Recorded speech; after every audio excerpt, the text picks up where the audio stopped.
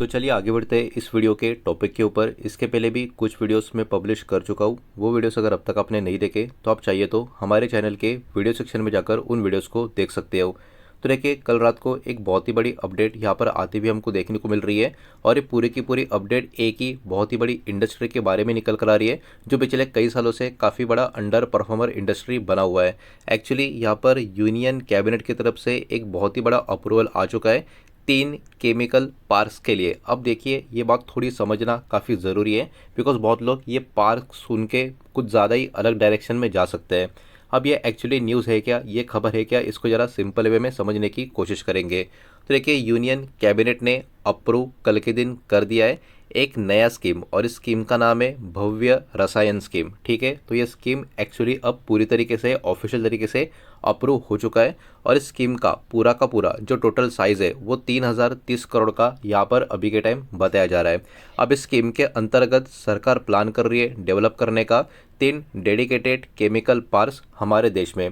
अब इसमें जो स्कीम का जो पूरा टाइमलाइन है, मतलब ये स्कीम जो चलेगी फाइनेंशियल ईयर 2026-27 से लेके फाइनेंशियल ईयर 2030-31 तक ये स्कीम चलती हुई हमारे कंट्री में आपको देखने को मिलेगी, जिसमें 3 डेडिकेट केमिकल पार्क्स का यहाँ पर प्लान हमको देखने को मिल रहा है।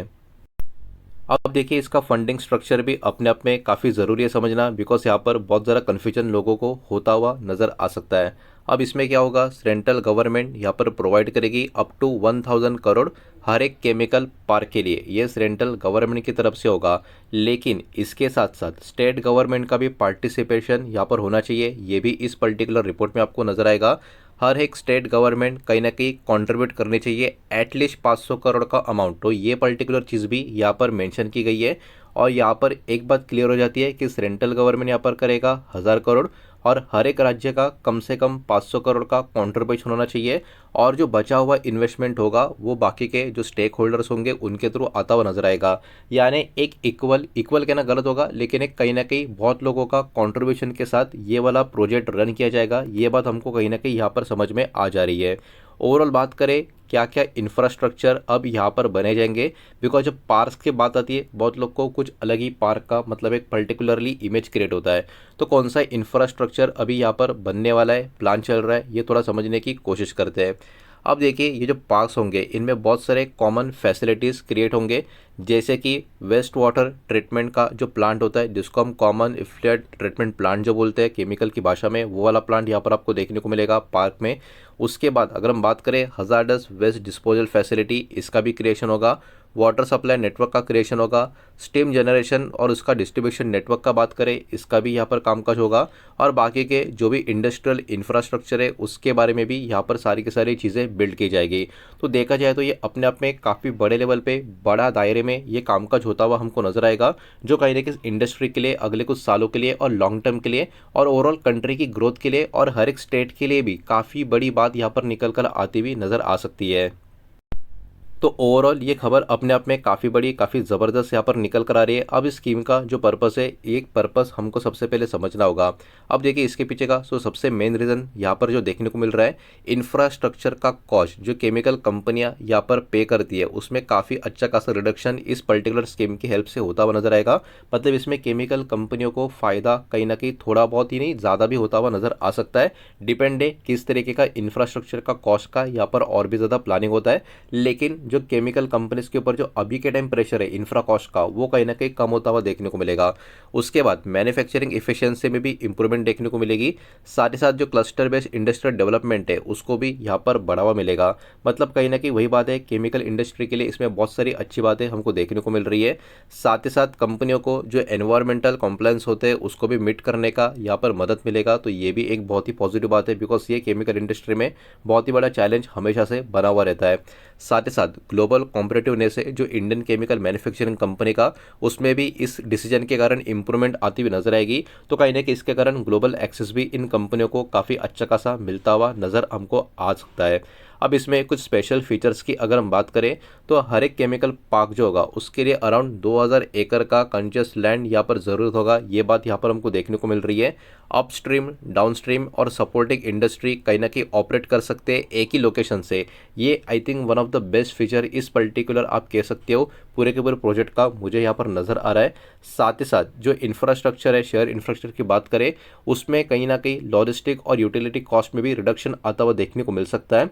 और ओवरऑल जो फैसिलिटीज़ है वो भी काफ़ी बेटर होने की वजह से कंपनियों का जो पार्टिसिपेशन है ग्लोबल सप्लाई चेन में, इसमें भी और भी फ़ायदा बढ़ोतरी होती हुई नज़र आ सकती है, जो ओवरऑल उस कंपनी के लिए, उस इंडस्ट्री के लिए और ऑब्वियस सी बात है इंडियन कंट्री की इकोनॉमी के लिए एक बहुत ही बड़ा ग्रोथ पॉइंट यहाँ पर साबित होता हुआ नज़र आ सकता है। तो खबर अपने आप में काफ़ी बड़ी है, जिसके कारण बहुत सारी चीज़ें होगी जहाँ पर कहीं ना कहीं मार्केट अब ट्रैक करने की कोशिश करेगा, जिसमें कौन से वो ऐसे अब राज्य होंगे जो कहीं ना कहीं इन 3 केमिकल पार्क के लिए सिलेक्ट किए जाएंगे। बिकॉज अब तक इसके ऊपर कोई भी फाइनल डिसीजन आया नहीं है, तो वो कौन से 3 सिलेक्टेड राज्य होंगे, लोकेशंस होंगे जहां पर ये 3 केमिकल पार्क बनेंगे, वो कहीं ना कहीं सबसे बड़ा ब्रेक थ्रू होगा जिसके ऊपर मार्केट का फोकस बना रहेगा। साथ ही साथ लैंड एक्विजिशन का जो प्रोग्रेस होगा इस प्रोजेक्ट का एग्जीक्यूशन के लिए, वो कैसा रहेगा, मतलब प्रॉपर तरीके से आगे बढ़ेगा या नहीं बढ़ेगा, ये भी एक बहुत बड़ी बात यहाँ पर होने वाली है। कौन से केमिकल कंपनियां का यहाँ पर एस्टेब्लिश यूनिट इन पार्क्स में रहेगा, ये भी बहुत बड़ा एक पर्टिकुलर नाम आएगा। मतलब जिन कंपनियों का नाम इसमें आएगा, ऑब्वियस सी बात है उनको कहीं ना कहीं कंपेयर टू अदर कंपनीज बहुत ही बड़ा एडवांटेज भी मिलेगा। और जो ये इंफ्रास्ट्रक्चर का शेयरिंग का बात किया जा रहा है, क्या इसमें सच में जो भी कंपनी का ऑपरेटिंग एफिशिएंसी होगा, कंपनी का जो प्रॉफिटेबिलिटी होगा, आने वाले सालों में इंप्रूव होगा या नहीं होगा, इन सारी चीज़ों के ऊपर भी मार्केट का फोकस बना रहेगा। तो ओवरऑल डिसीजन तो काफ़ी बड़ा ले लिया है, एग्जीक्यूशन का भी शुरुआत होता हुआ नजर आएगा, लेकिन वही बात है इन सब का प्रोग्रेस किस तरीके से सच में होगा नहीं होगा, यही सारी चीज़ें प्रूव करेगी आने वाले समय में इस इंडस्ट्री की ग्रोथ के लिए। तो खबर काफ़ी बड़ी है, जिसके कारण बाजार के बहुत सारे शेयर अब मार्केट की फोकस में आना शुरू हो जाएंगे।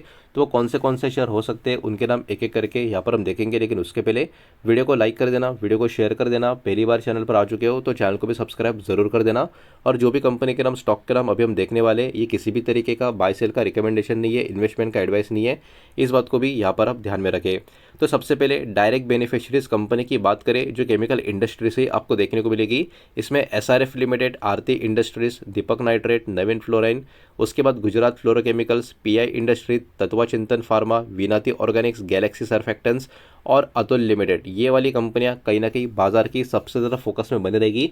बिकॉज ये इस पर्टिकुलर खबर के वजह से डायरेक्ट बेनिफिशियरी कंपनियां हमको नजर आ रही है, लेकिन इसके साथ साथ कुछ इनडायरेक्ट बेनिफिशियरीज कंपनियां भी बाजार की नज़र में बनी रहेगी, जिसमें container corporation of India, because industrial logistic का भी कनेक्शन यहाँ पर इस रिपोर्ट में मेंशन किया गया है, तो ये भी कंपनी मार्केट के फोकस में बनी रह सकती है। Power grid corporation of India, power infra की वजह से ये वाला कंपनी फोकस में रह सकता है। एल&टी, बिकॉज इंडस्ट्रियल कंस्ट्रक्शन का बात हो रहा है, पार्क्स की बात हो रही है, तो इस कारण ये कंपनी फोकस में रह सकती है। वीए टेक वेबैक, वाटर और वेस्ट वाटर इंफ्रा का भी बात किया गया है, तो ये भी कंपनी फोकस में रहेगी। Engineers India, industrial engineering category की एक अच्छी कंपनी के कारण ये भी कहीं ना कहीं मार्केट की फोकस में बनी रह सकती है। तो कहीं ना कहीं ओवरऑल खबर काफ़ी बड़ी है, काफ़ी अच्छी भी है, लेकिन एग्जीक्यूशन स्पीड सब कुछ कैसा रहता है, यही कहीं ना कहीं बहुत ही बड़ा सक्सेस यहाँ पर शो करेगा अगले कुछ सालों के लिए, जिनके कारण ये सारे के सारे शेयर बाजार के फोकस में बने रह सकते हैं। यही सारा डेटा इस वीडियो के माध्यम से आपके सामने प्रेजेंट करना था। जो भी डेटा मैंने आपके सामने प्रेजेंट किया है, सब कुछ एजुकेशनल, इन्फॉर्मेशनल, न्यूज़ पर्पज़ के हिसाब से ही है। किसी भी तरीके का इन्वेस्टमेंट का एडवाइस या स्टॉक का रिकमेंडेशन मैं आपको दे रहा नहीं हूँ, ना ही मैंने आपको दिया है, इस बात को भी यहाँ पर आप ध्यान में रखें। उम्मीद करता हूँ वीडियो समझ आया होगा, पसंद आया होगा, तो वीडियो को लाइक करें, दोस्तों से शेयर करें। पहली बार चैनल पर आ चुके हो तो सब्सक्राइब भी कर देना, और कोई भी स्टॉक में निवेश करने से पहले खुद की स्टडी रिसर्च जरूर करें, फाइनेंशियल एडवाइजर की सलाह जरूर रहे। मिलता है नेक्स्ट वीडियो में, धन्यवाद।